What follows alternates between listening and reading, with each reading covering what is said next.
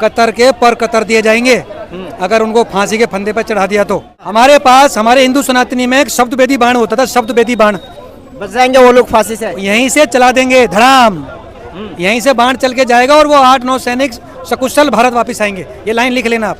जो चाइना की communist party के साथ अलायंस करते हैं, चुपके से अलायंस, कभी सार्वजनिक क्या कर रहे हैं, चाइना से अलायंस हो रहा है, 56 इंच क्या कर रहा है, मतलब कमजोर प्रधानमंत्री है, कुछ नहीं कर पा रहा वो, बाहर से विदेश से फंड आ रहा है, चाइना से फंड आ रहा है, किसान आतंकवादी आ जाते हैं, वो आ जाते हैं, क्या नक्सली आ जाते हैं, और देश के प्रधानमंत्री और गृह मंत्री चुपचाप बैठे हैं। मतलब फेल है ना, सरकार फेल है, कमजोर सरकार आज तक नहीं आई, एक भी प्रेस कॉन्फ्रेंस नहीं करी आज तक, डरते हैं सवालों से, अपनी बात करते हैं मन की, खाली मन की बात। मैंने ये बोल दिया, कोई विश्व गुरु नहीं है, ये सिर्फ अंधभक्तों के विश्व गुरु है और कोई विश्व गुरु नहीं है।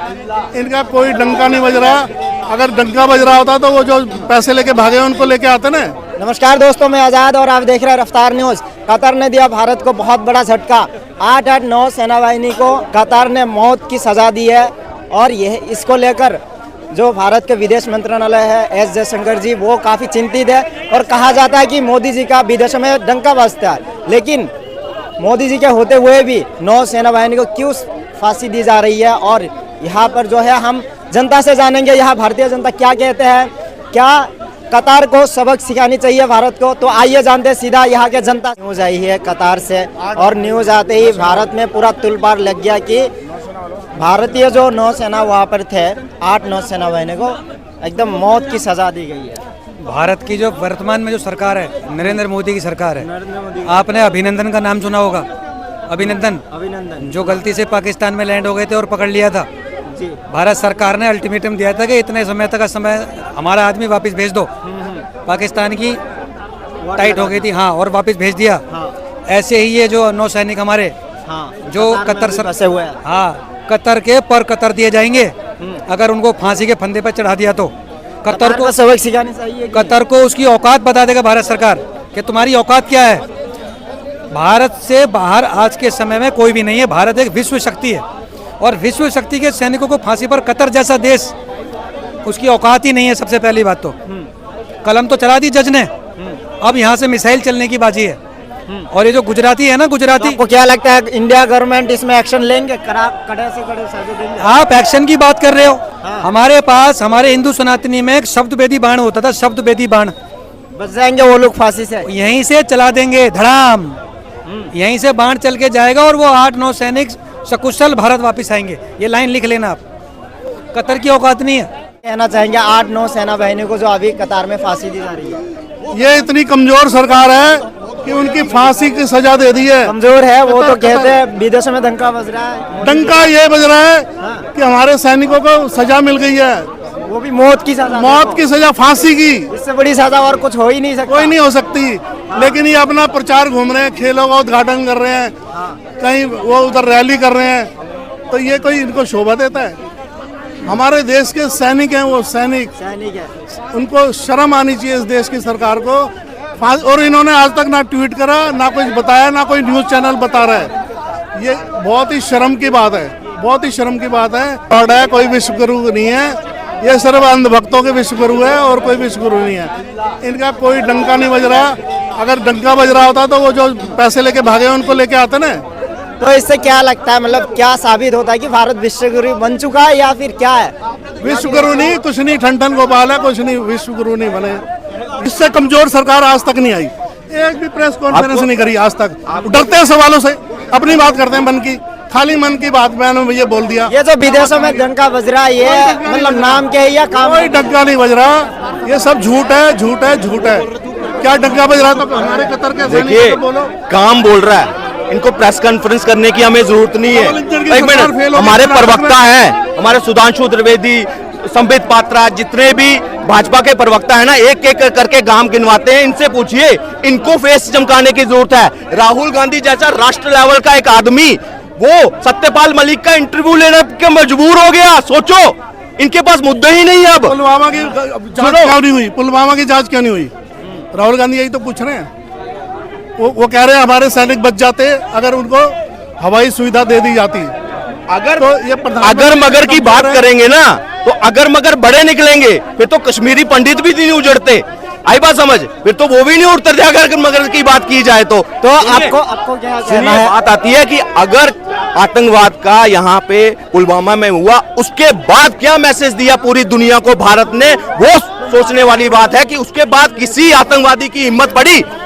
आज पाकिस्तान कंगाली उड़ी के बाद ही सर्जिकल स्ट्राइक हुई थी, पुलवामा के बाद सब बीजेपी की सरकार ही थी ना, पीओके लेने की बात, वो जो आतंकवादी को छोड़ा वो भी बीजेपी की सरकार थी ना। ये बदलाव है। तो आपको क्या लगता है इंडिया कब ये समर्थक कर रहे हैं ना उस चीज का। मैं कहता हूँ मैं इनकी बात सुननी ही क्यों नहीं है, क्यों सुननी है इन्हें? ये वो लोग हैं जो चाइना की कम्युनिस्ट पार्टी के साथ अलायंस करते हैं, चुपके से अलायंस, कभी सार्वजनिक। क्या कर रहा है? एक मिनट, चाइना से अलायंस हो रहा है। 56 इंच क्या कर रहा है? मतलब कमजोर प्रधानमंत्री है, कुछ नहीं कर पा रहा वो।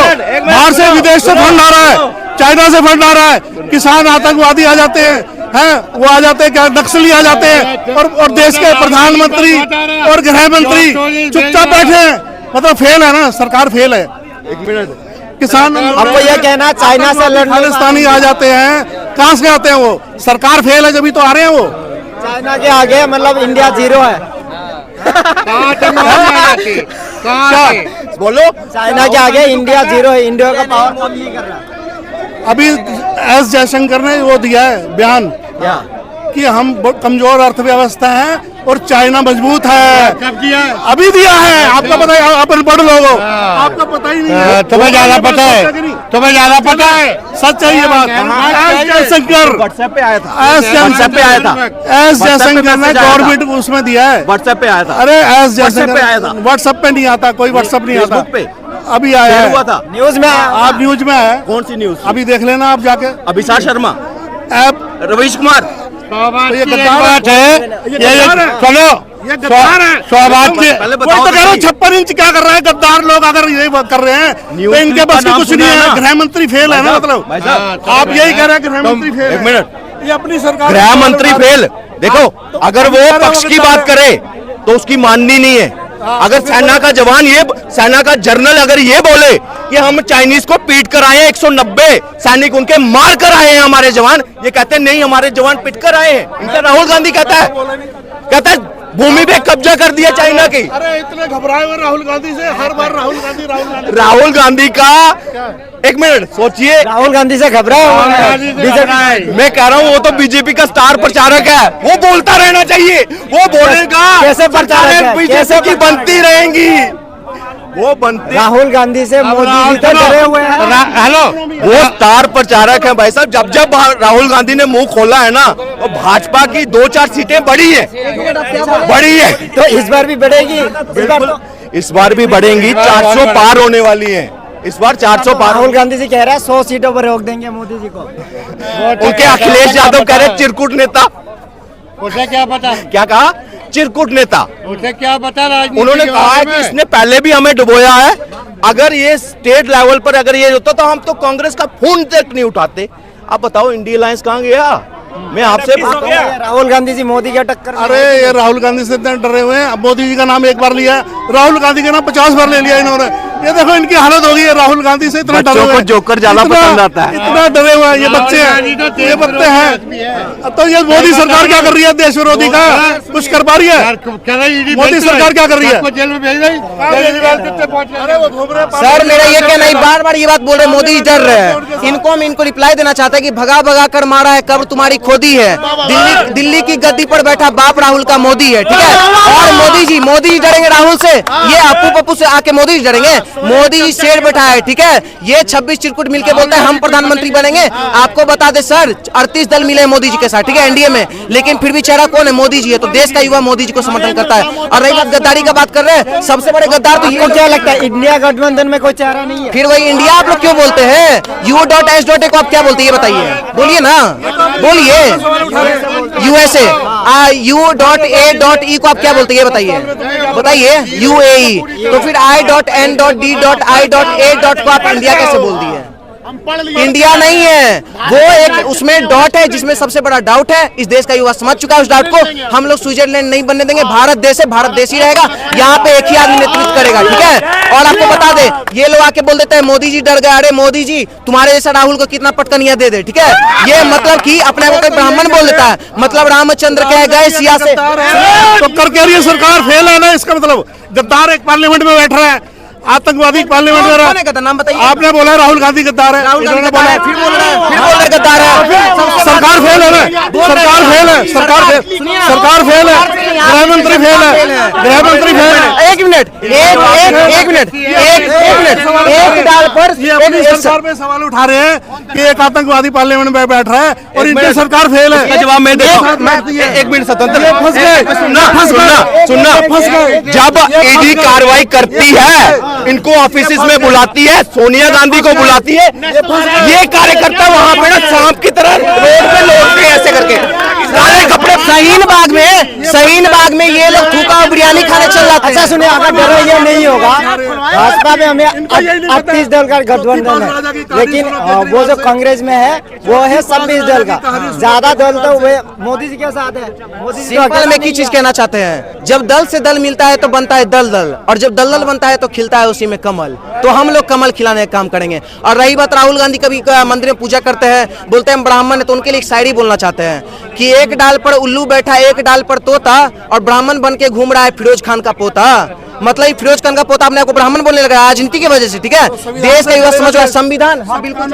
एक चीज सुने, आज बोलिए कि नेहरू खानदान अगर हिंदुस्तान का कल्याण, शांत रहिए, अरे शांत रहिए, अगर हिंदुस्तान का कल्याण करते तो 1947 में जवाहरलाल नेहरू ने देश को 2 बंटवारा किया था, अलग अलग किया था। सुनिए, अलग अलग करने के बाद वो कलेश अभी हिंदुस्तान में क्यों हो रहा है? ये तो ये आज नहीं, सरकार सरकार ने करे। आज जो कांग्रेस ने किया है, मैं बोल रहा हूँ, कांग्रेस ने जो हिंदुस्तान का किया है, इसका जवाब आज तक मैं बोलता रहा हूँ ऐसे क्या नहीं किया। आप एक चीज बताइए, 1947 में आजाद होने के बाद भी आजादी दिला दी ना, आजादी दिला दी, आजादी दिला दी। गुलामी कांग्रेस ने गुलामी देश बंटवारा की है अपने सत्ता के खाने के कारण। वो एक देश बंटवारा करके अपने गुलामी अपने सीट। ये कह रहे हैं ना कांग्रेस देश का आजाद दिलाया है।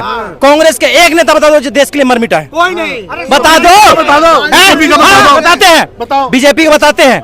बीजेपी कौन सा नेता हमारे पहले देश के लिए जो मर मिटे है ना, वो नेता नहीं थे, वो क्रांतिकारी थे, क्रांतिकारी थे, देश के लिए मर मिटे हैं, वो नेता नहीं थे, और नहीं होता है, वो राष्ट्रभक्त थे, देशभक्त थे। कांग्रेसी ने गद्दार कांग्रेस नेता की मूर्ति सबसे बड़ी दुनिया की क्यों बनाई? सरदार वल्लभ पटेल की कांग्रेस के नेता थे, हैं? तो मूर्ति क्यों बनाई?